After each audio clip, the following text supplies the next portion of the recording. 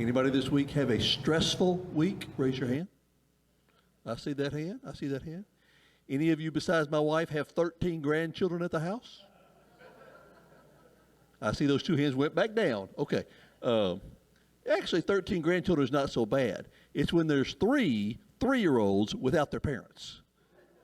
That's when it's interesting. Amen? Thank you. And, of course, the best news of all is we got called this morning just before church to say, because those three children are actually at the other grandparents right now, we don't feel so well. Could you come pick the kids up? Just as Annelle was putting away the vacuum cleaner from the first trip. So, as I said once when I was a little boy and my dad hauled me out of church to spank me, pray, brethren, pray earnestly. It's going to be bad. Okay? It's good to see you all. One of the promises we made to Pastor Greg and his wife Teresa when they came years ago was we would honor the fact that even though he just feels like a full-time pastor, he's really part-time and he needs a little bit of time off. So we're honoring that again today by granting him another weekend of peace and tranquility. And all I had to do was watch her take care of the grandkids, so I was fine. So, all right, let's stand together as we sing. Hopefully she'll still play for us. We'll see.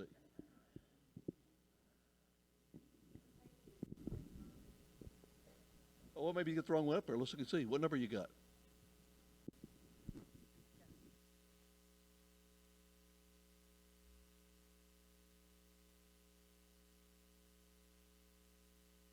Like I said, stressful day.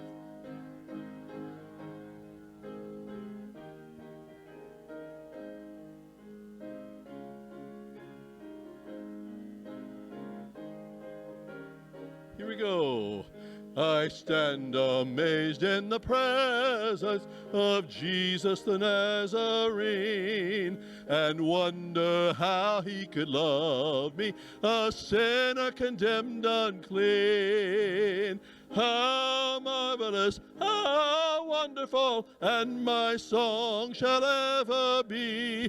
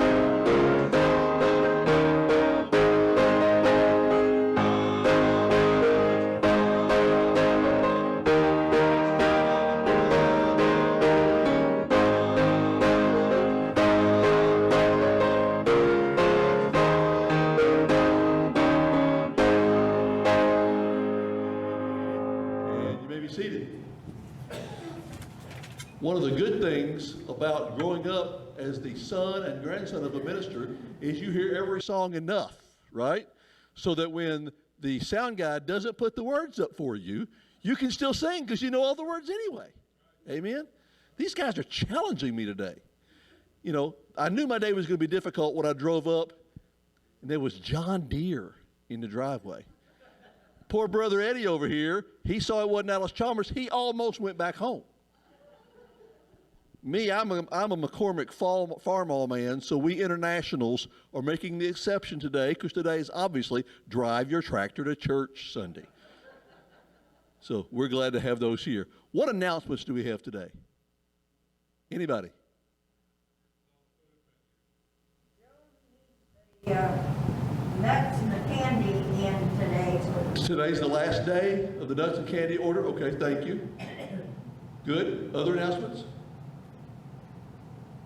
All right, we're going to double down and do our announcement time and our prayer time together. Was there another announcement over here somewhere? Chili on Tuesday. Okay.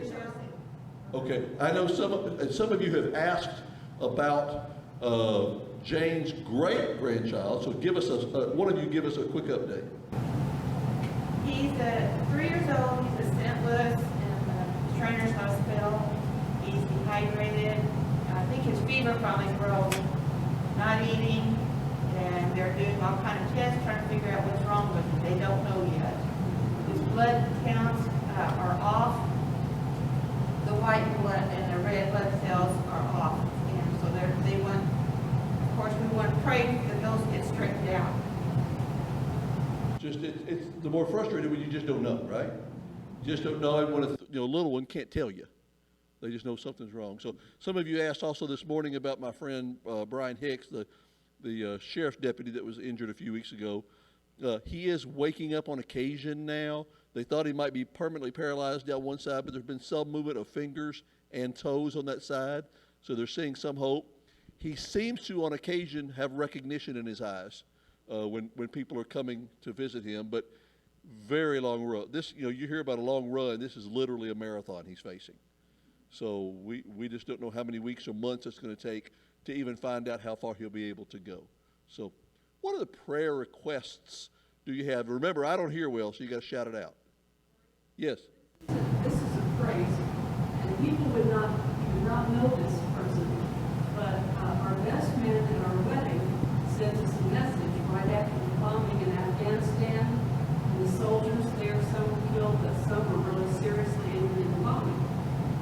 Anyway, it was a bad prognosis for him, and God told us, he said, please be praying for him. And he was sent to Saudi Arabia and all around, and they thought he'd come back and have to be in rehab. So over the weekend, he came back. We got to see it on video live. And he came back, and he is doing great.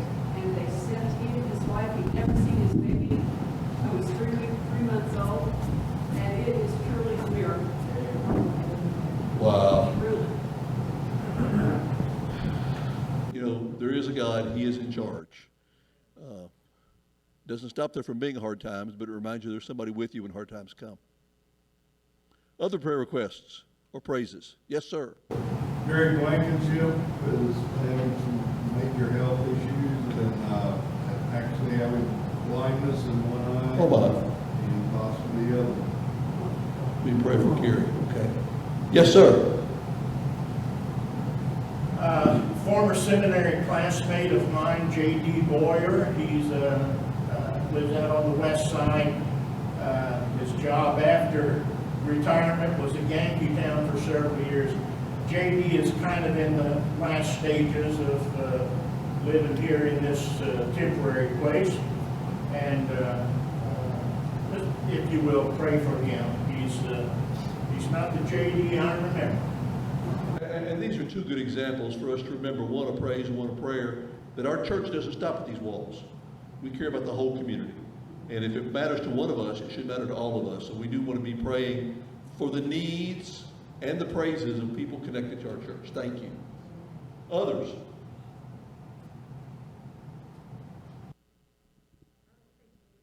Somebody asked about the Tuesday meal. About who? The Tuesday meal. Oh, the Tuesday meal is, Chili. there you go. I still don't know, but I'm sure you heard it. That doctor of mine at Mayo Clinic, he had a real sense of humor. He told me if I didn't want to lose my hearing, I should have had a tumor somewhere else. So that's why we moved the piano. I can actually hear it again. It's great. So, any other prayer requests? Brother Steve, you're pretty good at this. Why don't you come say our prayer for us, if you don't mind?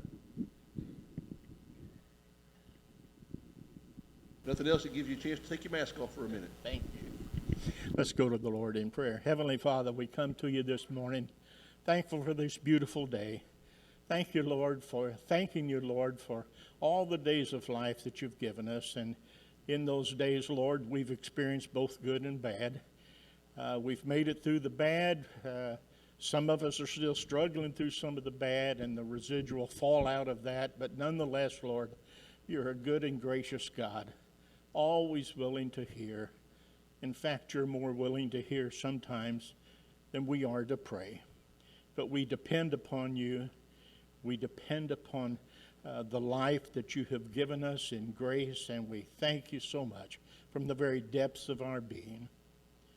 Lord, sometimes we are discouraged. Sometimes we don't feel like we belong. But all we have to do is walk through the doors of this church, and we feel like we're part of a family with Christ as our brother and with God our Heavenly Father. Thank you for the privilege. Thank you for the hope that we have of wanting to come to church. And Lord, I know there are bigger churches. When we came by the Hornet's Nest this morning, Lord, that church was full. But Lord, we need to be here. We need to be here because I don't know what God they worship at the Hornet's Nest, but I know what God we worship here. Lord, we've mentioned many prayer requests, and some of us didn't mention some that are on our hearts. But those, please, Lord, that we have mentioned, be especially attentive to them. And when we don't know exactly how to ask for prayers for our loved ones and friends, Lord, we are confident that you know the need, even before we mention it. So please, Lord, for these requests that have been made this morning, and the requests that are made in our hearts this morning, please, Lord, give your attention to them, that Jesus might receive glory, and that your kingdom here on earth would be further established and built up. And now, Lord, hear our prayer as we join together in the prayer that the Lord Jesus taught and modeled. Our Father, who art in heaven, hallowed be thy name. Thy kingdom come, thy will be done on earth as it is in heaven. Give us this day our daily bread, and forgive us our trespasses as we forgive those who trespass against us. And lead us not into temptation, but deliver us from evil. For thine is the kingdom and the power and the glory forever. Amen.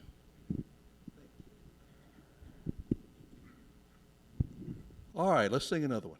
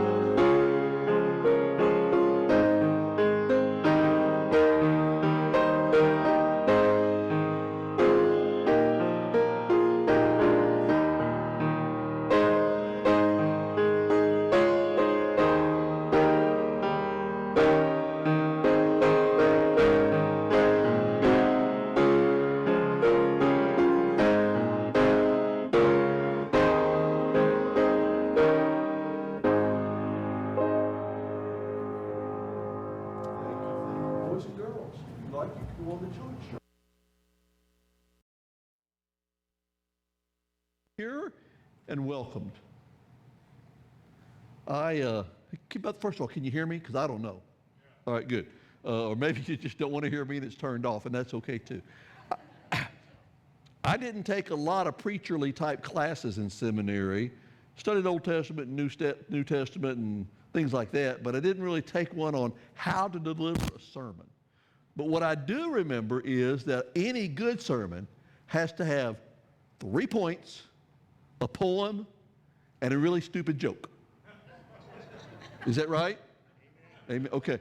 So I've got 3 really good points today, and I've got a poem, which you hardly ever hear me read a poem, right? But I've got one. And then I just decided the fun thing would have the joke to be on little old stupid me. So the joke is on me today, and I would like to thank our good buddy Dr. Kent and his good buddy Gary. Gary, I guess you're our good buddy too, for bringing these monstrosities out here. You got a 1958 tricycle style, and there was a 1981, I think, is the big one. Of course, both of these now are not considered, they're big, they're more like actual tricycles compared to what you see online. This morning online, waiting for my wife to get ready. Of course, she started 2 hours before I did, but she was cleaning house that whole time, so I'll hear about this later. Waiting for my wife, I was online. And sure enough, I found a steam engine that Keith would be proud of that was pulling 42 plows. And every plow had a man standing on top of it to clean out the plows as it went to set a world record. 300 horsepower. Wow. All right, here's the joke. My granddad was a farmer. I grew up on a farm. We had about anywhere from 600 to 1,200 acres, depending on what stage of life it was. My granddaddy wasn't very smart. Matter of fact, he didn't know anything at all. And if you don't believe him, ask any of the grandkids, we'd tell you he didn't know nothing. I was about 9 years old, maybe 10, when I was driving something about like the 58 out here, except I wouldn't be caught dead on a John Deere. I was driving a McCormick. Anybody ever been on an old M300? That's the old ones. You know what I'm talking about. Well, we had a hill every bit as steep as this, but I'm going to say 10 times higher, and it was a loose gravel road. And I had a disc on the back of the tractor, right? And my granddad said, son, when you go up that hill, you'll have to turn around and go backwards because the disc will keep the weight to the upwards. Of course, he didn't know what he's talking about, so I just drove up the hill the normal way. About halfway up, front of my tires decided it didn't really need to be in connection with the ground. And if it hadn't been for a disc on the back, I'd have flipped the thing all the way over. So instead, I ended up going down the hill, disking the gravel all the way down while my granddad just shook his head. Well, you would think he would get smarter, but a year later, maybe I was 11 or 12, I don't know, maybe 2 years later, he was still dumb. There's a thing called a drawbar on the back of your tractor that you hook stuff up to, and just above that, there's another thing called PTO, and that's how you connect the power takeoff. You hook it together, and it makes things turn, right? Well, there's also a limit on that drawbar that keeps you from going too high so the two don't touch. But my granddad, he didn't know any better, so he set the limit way too low, which didn't mean nothing to an 11-year-old grandchild. I just ignored it completely. So I was bush hogging and was doing a great job. I'd probably gotten 10 acres done, come to a creek and went down into the creek and came back up out the other side. Still bush hog, still running. About halfway across the creek, that stupid PTO bar miraculously changed place from where it's supposed to be to where reality hit and hit that drawbar. With the PTO still going. Imagine the damage to an 1.25 inch square steel, right?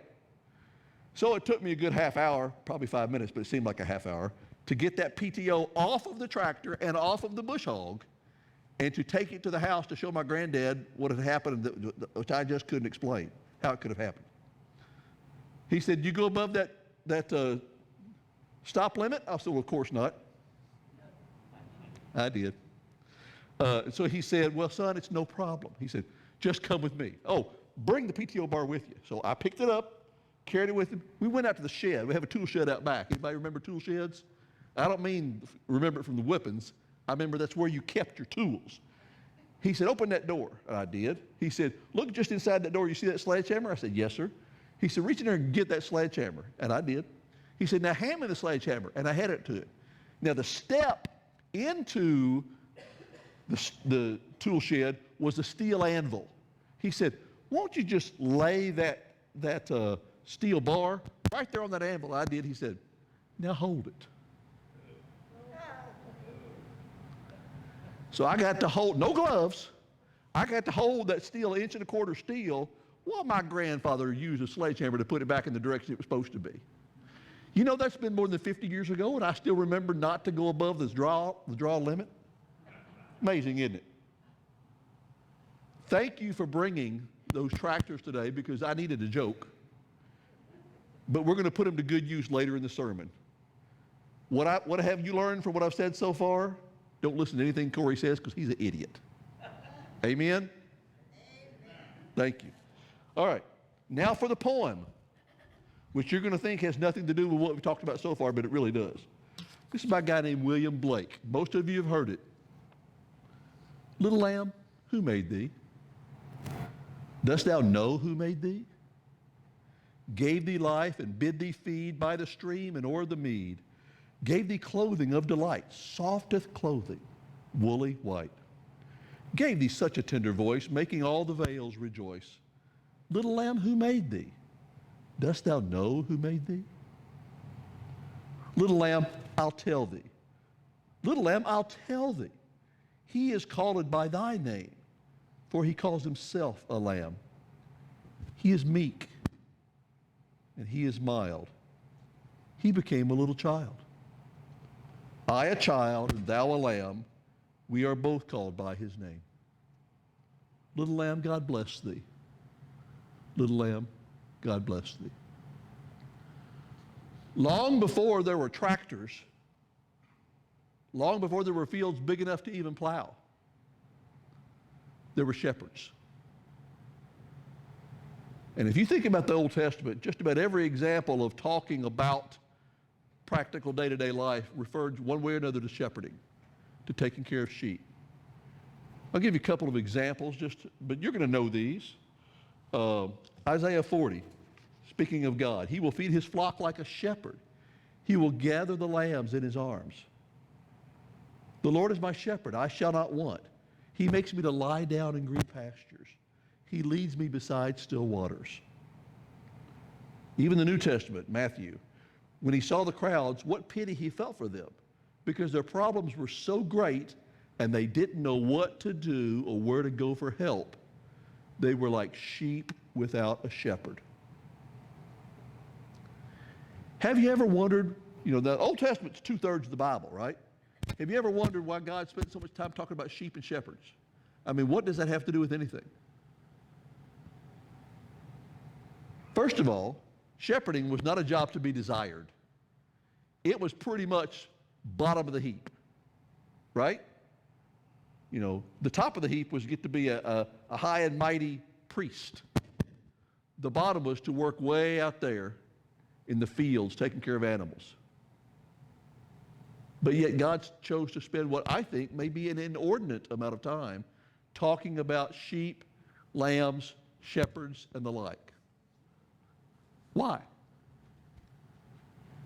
I'll give you a single example that makes me think, why did he do that? This little boy named David.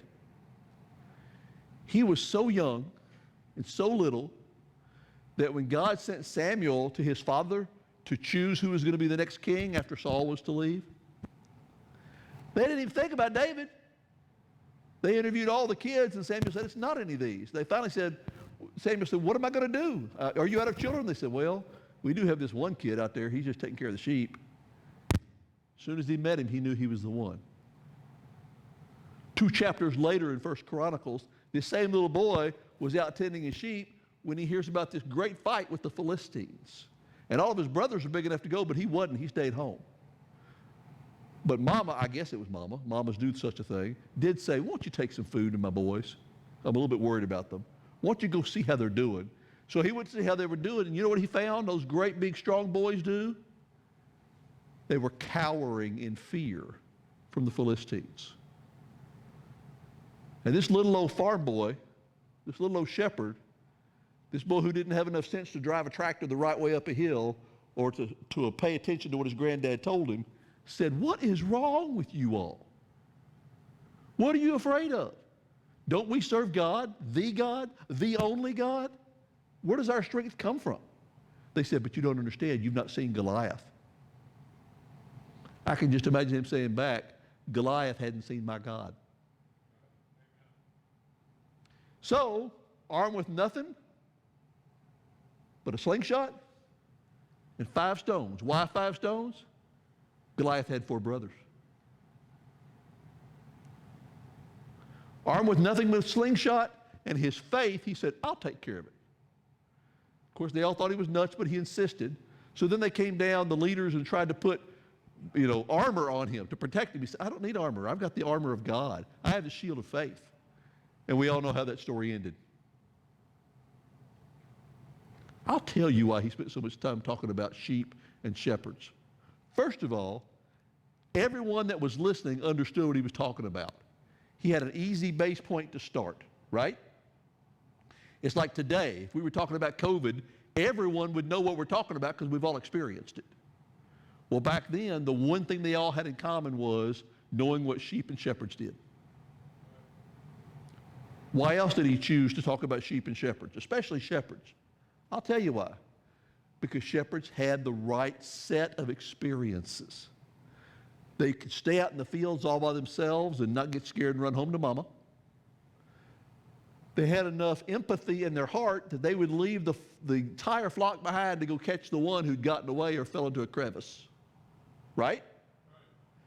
They had enough practice in warding off wild animals and would-be robbers that they weren't afraid to take on whatever came. And to think that entire Old Testament, 2/3 of the Bible, was preparing for one singular moment when the angels chose to tell the shepherds first, hey, there's a new king in town. That's why he started with sheep and shepherds. Well, my question to you is this. He had a good thing going. Why did he change? I didn't hear Jesus talk that much about shepherds. Maybe a little bit, but not as much. You know what he talked about instead? Dadgum fishermen. Now, by the time of the 1st century, by the way, this is point number 2 if you're taking notes, shepherd, fish. Okay. By the time of the 1st century, the time of Christ, there was something out there that might have been even lower than shepherding, and that was fishing. Why? Because you stunk all the time. You couldn't get the stench of fish off of you. What's worse yet, you probably didn't even notice because your nostrils were full of it. But again, Jesus chose to talk about things that people understood. Boom, 1st chapter of Mark. One day as Jesus was walking along the shores of the Sea of Galilee, he saw Simon and his brother Andrew fishing with nets, for they were commercial fishermen. Jesus called out to them, "Come, follow me, and I will make you fishers of men." And they did. I'm 62 years old. I can't believe I'm telling you this story. How many of you ever read science fiction books growing up? Science fiction. Great. I did all the time. I'll never forget this one book back in the late 60s, early 70s, where, I think it was early 70s, where somehow or another scientists found a way to crossbreed lions and people. And so all of a sudden, these lion people began growing their own den of lions, right? They reproduced and had more and more lions. And sure enough, along came, they were just scattered all over the world. But along came this great strong lion man who said, don't worry about it, we can unite. Matter of fact, he said, follow me and I will make you hunters of men.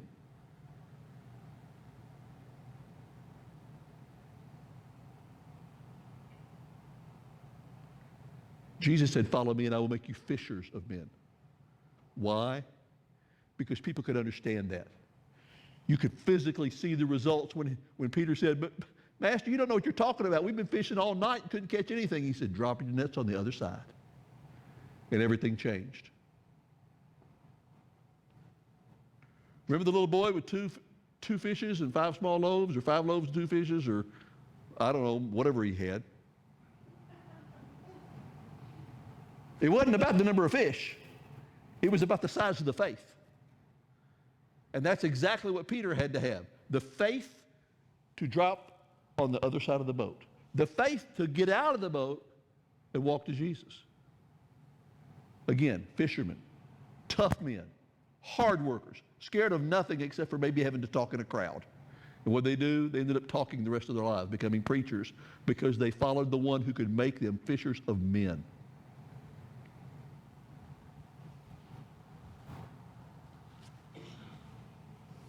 So why fishermen? There's a verse in Ecclesiastes that I've never used before. Ecclesiastes 9:12. You see, a man never knows when he's going to run into bad luck. Amen? But it goes on to say, he's like a fish caught in a net when it happens. Fishermen had no control over how well their harvest was, how big their bounty was, how well they could provide for their families.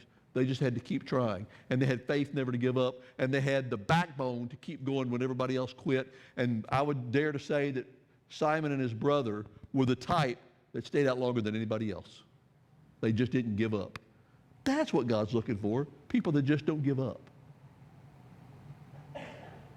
All right, point one, talk about fishermen, shepherds. Point two, fishermen. Finally, point three, something I know a little bit about. Farming. You know, there's a few verses in the Bible about farming also. Let me give you a couple. Proverbs 20, verse 4. If you're unwilling to plow in the cold of spring, you'll be unable to eat when the harvest comes. Chew on that for a minute. If you're too lazy to plant, don't expect to eat. Matthew 13, a farmer was sowing grain in his fields. As he scattered the seed across the ground, some fell along the path, and the birds quickly came and ate it. Some fell on rocky soil where there was little depth of soil. When they started to grow, the hot sun made them wither and die, for they had little roots. Still others fell among thorns, and the thorns choked them out and killed them. But some, not all, but some fell on good soil, and those seeds produced a crop of 30, 60, even 100-fold. Staying in the New Testament, 1 Corinthians 3, we are just God's servants, each of us with certain abilities, and with our help you believed. This was Paul talking. My work was to plant the seed in your hearts. Apollos' work, a leader of the Corinthians, was to water it. But it was God, not we, who made the garden grow in your hearts. The person doing the planting or watering isn't nearly as important as God, because it is God who makes things grow. Apollos and I are simply working as a part of God's team. You see, we are only co-workers. For you are God's garden, not ours. As you may well have guessed, I asked Kent to bring some tractors today. I wanted a visual of something that we could think about and understand. How many of you made your living growing up just raising sheep? How many of you made your living, or your parents made your living growing up as commercial fishermen? How many of your parents, or like me, grandparents, growing up, made their living as farmers? Oh, something we can understand. Now you get it? Each of us, in each generation, have our own unique experiences. My experiences are completely different than someone who's lived through world wars. Your experiences until 2019 were completely different than someone who lived through the plague. My grandmother always said, now she's a farmer's wife, right? My grandmother always said that she was a part of the greatest generation of all time. She was born into a house with no running water, no plumbing, and no electricity, and she lived to see a man on the moon. Her particular set of experiences were ideal for her time to raise children and grandchildren to believe in God and to follow Him. And let me tell you how much I know they believe. I have a cousin 2 months and a week younger than me named Chris. He's an attorney in Louisville, Kentucky. Guess what he's doing this morning? Filling in for his pastor. So there's 2 farm boys from Whitesville, Kentucky, right this minute telling people how God has used them and what God expects of the people listening. All of you have your own unique set of experiences. We farmers, we understand a different way. When we see people with no common sense, we've misunderstood. It's not that they don't have common sense, it's that they don't have learned sense. We've already backed a tractor down the hill with the disc keeping it from falling over. Right? We've been there. We've already had to plow up a field because the rains came at the wrong time. We know what that feels like, to go an entire year and get ready for harvest and the whole thing to fail. We get that. Here's the important thing. There are people in your circle of life who could learn from your experiences and could come to have a right relationship with Jesus Christ, but they need someone with commonality to talk to about it. You see, I'm just a salesman and a musician. What do I know about nursing? What do I know about high finance? What do I know about welding? But there are people who do. Some of those people go to this church, and some of the people that go to this church with those skills, abilities, and interests need to be telling people with the same interests and abilities, because that's the only person, you, that they are going to listen to.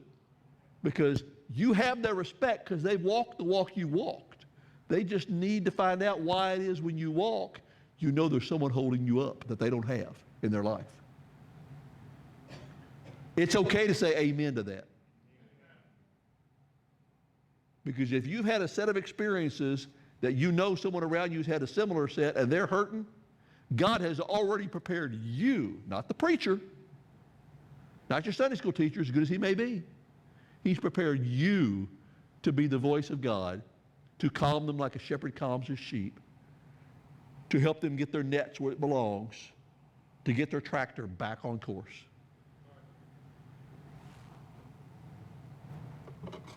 So what do I know about farms?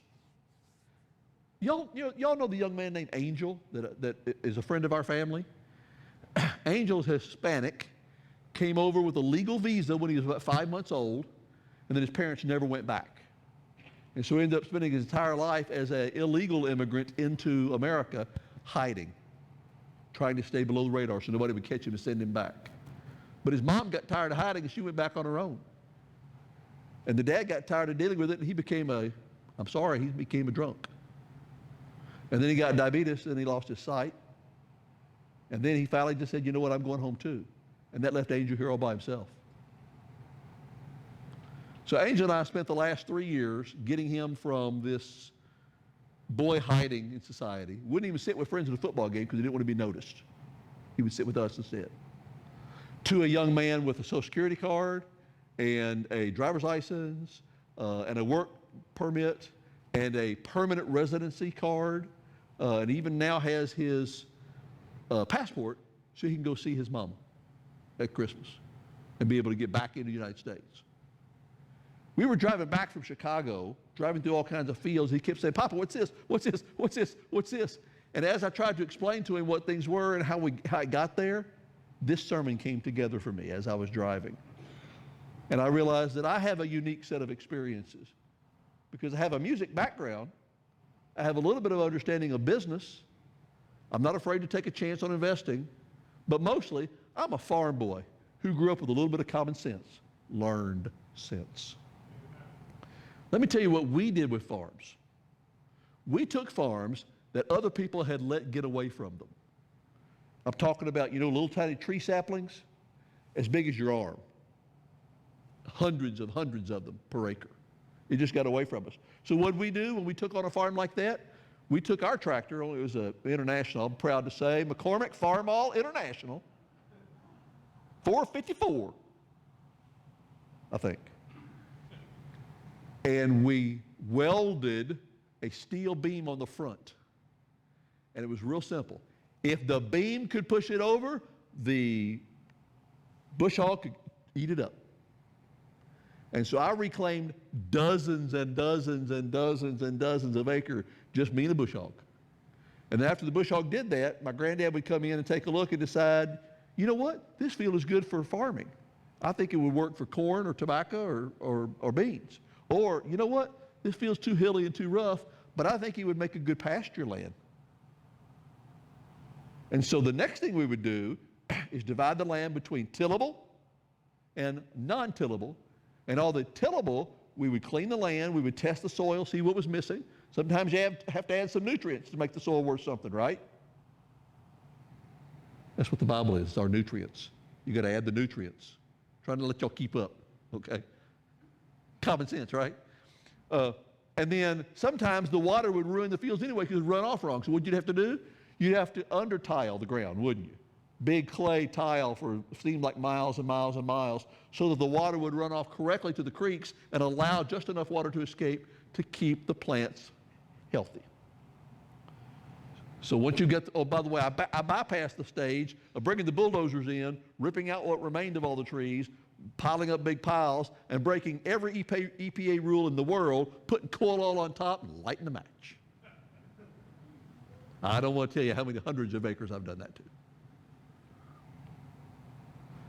But some of that ground was never going to be tillable. So what did we do? Got our post hole digger out. How many of you know what a post hole digger is? Thank God, thank you God, that someone in their benevolence and logic managed to make a post hole digger you could attach to a tractor. Because I can't tell you how many hundreds of post holes I've dug. Some by hand, but most with a tractor. And we fenced mile after mile of fields that were good for cattle. And then we moved our own cattle onto them to prove it. And then we allowed the cattle to separate from this acreage to this acreage with a fence in between. So one of them, what would we do with that one? We'd lay it by for hay, right? You got to plan for the winter. If you're too lazy and cold in the cold of spring, you're not going to eat in the winter, and neither are your cattle. And the other side, we let the cattle eat during the winter or during the summer and spring. So those to me are common sense things, but they are experiences that I can help other people with. I can help people, neighbors, when they need something fixed. And while I'm there, they can say, why'd you help me? It's a Christian thing to do. That's my first word. At least I've said that much. I've opened that door, right? You need to open that door to your neighbors. It's the Christian thing to do. I'm just trying to do what Jesus wants me to. I've been praying for you. I have a lady in my office who doesn't go to church. Every so often she'll have trouble. I said, I hope you're not offended, but I'm praying for you. I don't say any more than that, but at least they know that I'm applying my Christian morals to their life as a friend. Well, I hate to tell you this. No, I'm not done. You were hoping for that. I hate to tell you this, but farming is changing. And we're still farming the same number of acres, but we're using one farmer instead of 10,000 to do it. So it means 9,999 had to go find a day job because the farms have changed. What other experiences over the years could God have talked about if the Bible had been written at different times? I'd like to think that if it was written in the 1700s, it probably would have been based in England during the Industrial Revolution, when they were learning how to make machines to do the job for men so more work could get done. Or maybe in the 1800s into the 1900s, when Henry Ford and his competitors learned what's called the assembly line. Oh, I bet you there's a sermon in the assembly line, right? Keep on moving, and pretty soon our kids think the assembly line is for the birds. Why should they get a job like that when they can use informational technology, IT? We use computers to get our work done. Yeah, I don't get that. I use my computer to play games. People at work don't let me touch what they call a spreadsheet because there's no telling what I'd do to it. But our children and our grandchildren, and some of you as well, have experiences in other things that God can still use. And I'm telling you, you need to wake up and realize that God has given you those skills. If you are an attorney and you're lucky enough to charge by the hour, make sure part of your time is invested in making a difference in those people's lives. If you are a nurse, I'm telling you right now, you have the most important job of this century, because you are changing lives and you are saving lives, and you are helping people at the end of their lives. Please don't miss the opportunity to let those people know that you have the love of not just people, but the love of God in your heart. If God should delay the second coming to the next century, what's going to be the commonality then? It may not even be on this planet. It could be somewhere else. They asked Paul about it. Asked Paul why he was doing what he was doing. After all, he was a learned Jew. He had an important role in society, and he left it all behind for the sake of Jesus. You know what he said when they asked him why he does what he does? 1 Corinthians 9:22b, I have become all things to all people, that I might by all means save some. Now, I'm glad there's farmers in this room. I'm glad there's salespeople in this room.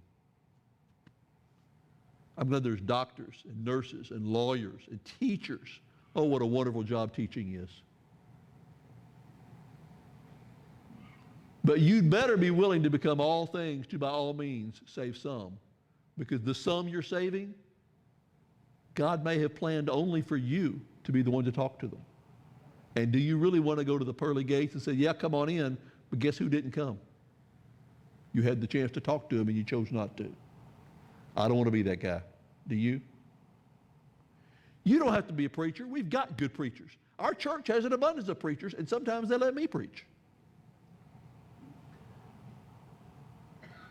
But you've got to find your way, your unique, loving, caring way to tell people around you who have similar interests, abilities, interests, and caring, and whose life is like yours.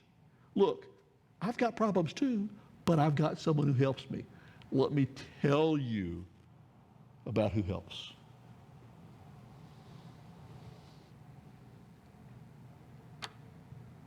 I'm getting close to retirement. I asked my wife what I should do when I retire. Real simple answer. Anything but become a preacher. I get that. I'm probably just going to keep doing what I do until I drop.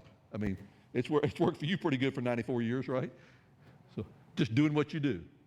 Being yourself. I'm just going to keep being me. I don't think the world needs more Corys, but I think it needs me to be more engaged. I don't know if we need more Veras or if we need the next generation of Veras, but we need us all to be engaged. That's all I'm asking. All I'm saying is do your part. Be willing to drive a tractor to church on Sunday and have everybody think you're nuts, to give us a visual example to remind us that while we may not still be farmers, we still have a history in our life similar to those around us, and they need to hear from us, and they need it formulated in a Christian manner. It's not good enough to say, I love you, I care about you, because a lot of people can say that. You need to say, I love you because I have the love of Christ in me. Hear the difference? I love you, I care, I wish you were things were okay. I have the love of Christ for you in my heart. I care about you because I care about not this immediate problem, which is very important, but I care about your entire eternity. Amen? That's 3 points, a poem, a lousy joke or two. Now it's up to you. You've got to go apply it to your life, or it's all in vain. Let's pray. Father God, thank you for choosing to talk to the simple people. Lord, you know that's me. Thank you for choosing to bring your method in a manner that was very simple to understand and very current when delivered. Thank you for giving us either the common sense or the learned sense to know that as we move through life, we have new experiences, and all those experiences continue to form who we are, and we're being formed because you tell us in Romans 8 that all things work together for the good of those who love God and who are called according to his purpose. Help us to be called in that manner and to serve you with the love of Jesus in our hearts, in our eyes, and in our words.